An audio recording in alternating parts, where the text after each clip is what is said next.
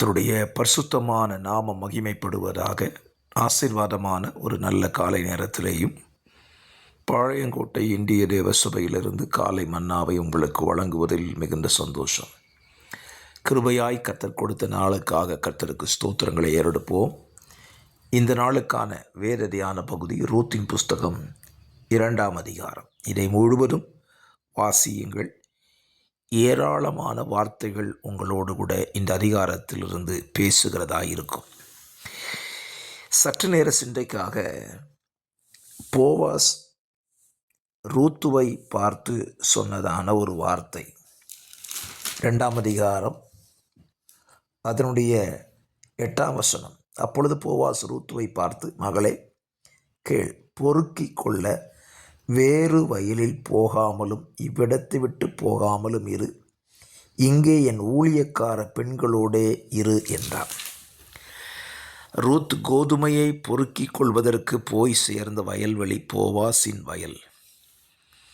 அந்த போவாஸ் சொல்லுகிறான், நீ பொறுக்கிக் கொள்ள வேறு வயலுக்கு போக வேண்டாம். அப்படியானால் நீ எந்த வயலில் பொறுக்கிக் கொள்ள வந்தாயோ அதே வயலில் கோதுமையை பொறுக்கிக் கொள். கோதுமை அறுத்து தீரு மட்டும் நீ வேறு வயலுக்கு செல்ல வேண்டாம் என்று போவாஸ் கேட்டுக்கொள்ளுகிறான். 2 கோணத்தில் பேசுகிறேன். ஒன்று, ஒரு கர்த்தருடைய பிள்ளையாயிருக்கிற தேவனுடைய விசுவாசிகளாக இருக்கிறவர்கள், நீங்கள் ரட்சிக்கப்பட்டு எந்த திருச்சபையில் அங்கம் வகிக்கும்படி வசனத்தை கேட்கும்படி செல்லுகிறீர்களோ அந்த திருச்சபையிலே கர்த்தருடைய வருகை வரைக்கும் அந்த திருச்சபையோடு ஐக்கியமாய் இருப்பது உங்களுக்கு நன்மையும் ஆசீர்வாதமும். 2வது, எந்த தேவனுக்கு ஊழியம் செய்வதற்கு உங்களை அர்ப்பணித்தீர்களோ அதே தேவனுடைய கரத்தில், இரட்சகராகிய இயேசுவின் கரத்தில் இருந்து கொண்டு அவருடைய ஊழியத்தை மாத்திரம் செய்யுங்கள். வேறு ஒரு பணிக்கு நீங்கள் திரும்பாதிருங்கள். அப்படியானால் ஊழியம் செய்கிற இன்றைக்கு அநேகர் ஊழியத்தோடு கூட ஏராளமான வேலைகளை செய்கிறார்கள். பிஸ்னஸ் பண்ணுறேன்னு சொல்கிறாங்க.